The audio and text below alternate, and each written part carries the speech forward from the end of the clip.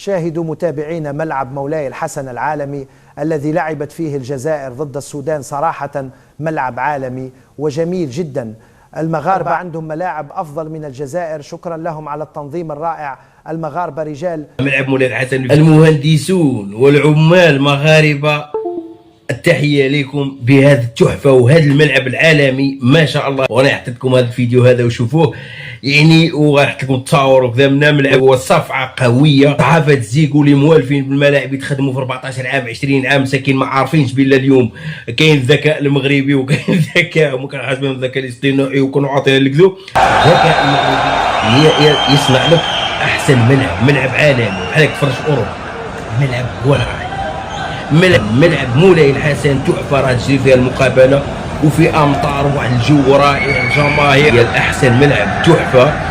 ملعب مولاي الحسن كنتصور حنا ديالو كامل ديال اليوم ما شاء الله، ارضيه الميدان ولا اروع، ما فيه حتى شي حاجه تعب، كلشي شوف من احسن الجوانب. انا والله نتفرج المقابله ديال الجزائر، تفرجت لها شويه ديال والله الا هذا احسن، والله الا بدون مجامله وبدون لا دخلوا تفرجوا فيه. الا هذا ديال ملعب مولاي الحسن الا احسن به، جاي ظريف ونقي وما فيه لا شباك، فيه 3 متر، ما فيه لا هذيك، تفرج وقاعد، مهم حاجه روعه.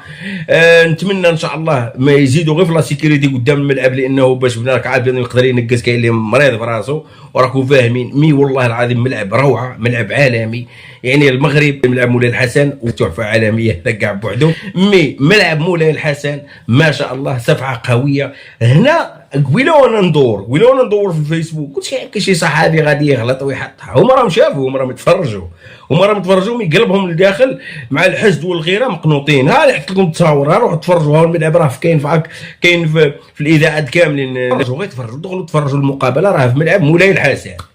تخيل 4 ملاعب تحاف تما في مدينه الرباط في اجواء امطار ما شاء الله، يعني واحد الاجواء. ويعني شوف ربي نزل الغيث في الوقت اللي تفتحوا الملاعب ما شاء الله، يعني حاجه. لانه المغاربه ما شاء الله قلوبهم بويض وناس طيبين والله بدون مجامله، والله لانه انا يعجبني واحد اللي يخدم، يعجبني الناس يتقاتلوا مع بلادهم، يخدموا الملعب في ظرف بواجيز، قال لك نخدموا ونتحداو كل شيء، وداروا تحدي. لاكاف كانت خايفه، لاكاف خافوا، ولكن درك تحدي. دوك لاكاف والفيفا لا موتيبي في التالي زعم، يعني في التالي قال لك المغرب الاول، لانه شاف الخدمه اللي خدموها. لانه في الاول سي نورمال الواحد يقول لك كيفاش غنخدم ملعب في 6 شهور، حنا ديالنا راه شوف ديالنا ما يخدموا الملعب في 14 عام مساكين نخليوه، بصح حنا كنا تايقين، انا كنت تايق فيهم، انا كنت عارف بلي المغرب قادر يخدم لك الملعب في 8 شهور. من الاول حطينا الثقه ديالنا الحمد لله. العمال ما شاء الله عليهم، المهندسين ما شاء الله عليهم، عطاونا ملعب تحفه، ملعب عالمي. مازال تشوفوه في الليل، راه التصاور ديال الليل نزيدهم لكم حتى هنا تشوفوا التصاور ديال الليل. مي وقت شوف ملعب ما شاء الله بحال تفرجوا اوروبا.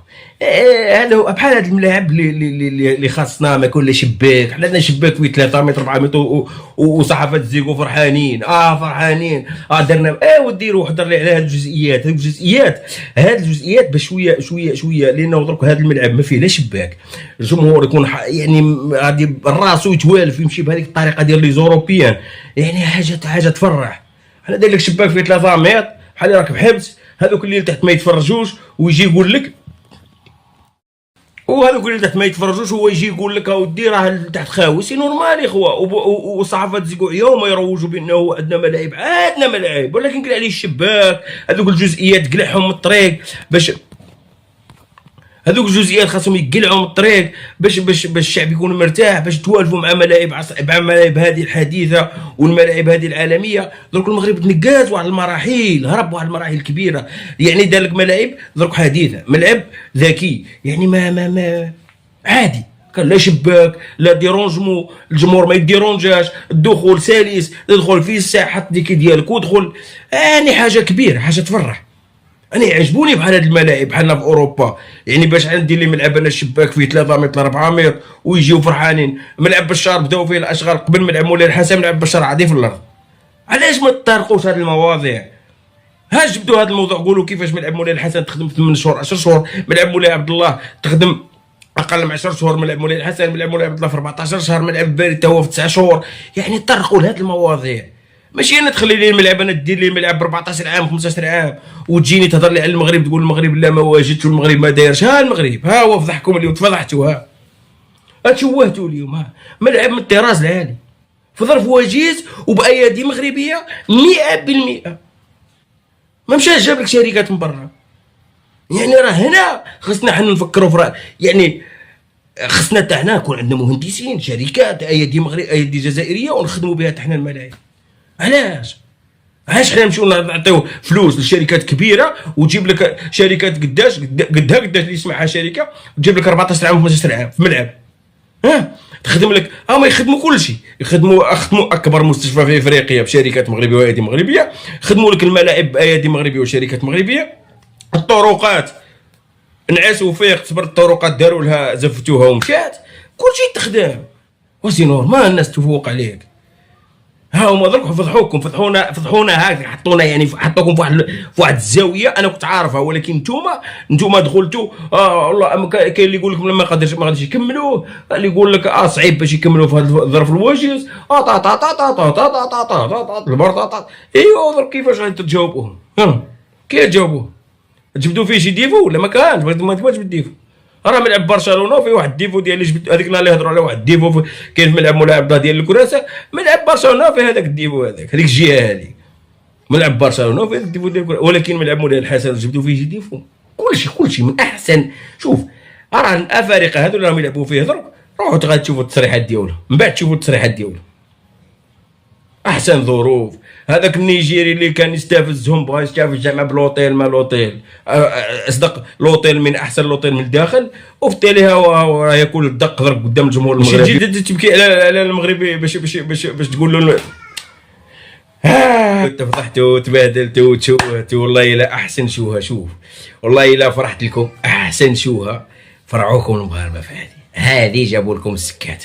اخوان السلام عليكم ومرحبا بكم معنا اليوم في هذا الفيديو جديد. في هذا الفيديو غادي نتعرفوا على توقيت مباراة المنتخب المغربي في الجولة الثانية من كأس العرب قطر 2025، وغادي نتعرفوا على نتائج الجولة الأولى من بعد ما انتهت البارح آخر مباريات الجولة الأولى من دور المجموعات، وغادي نعرفوا شنو المفاجآت اللي خرجوا لنا في هذه الجولة الأولى، شكون المنتخبات اللي بينوا على الجاهزيه ديالهم وشكون المنتخبات اللي ما كانوش في المستوى ديال التطلعات. المهم اخوان ديالي ما نطولوش عليكم وغادي نبداو مباشره بتوقيت مباراه ديال المنتخب المغربي مع منتخب عمان.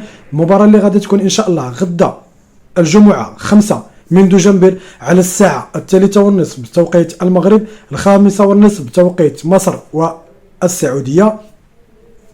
كما تنعرفوا الاخوان المباراه اللي فاتت المنتخب المغربي حقق الاهم الفوز على جزر القمر ب3-1، وكما عرفنا ان المشاكل اللي وقع فيها المنتخب المغربي قبل المقابله كيفاش الحافله اللي تاخرات ووصول لاعبين اخر دقائق قبل من المقابله، والوصول ديال اللاعبين اصلا لقطر متاخرين. اخر من وصل لقطر هما اللاعبين المغاربه.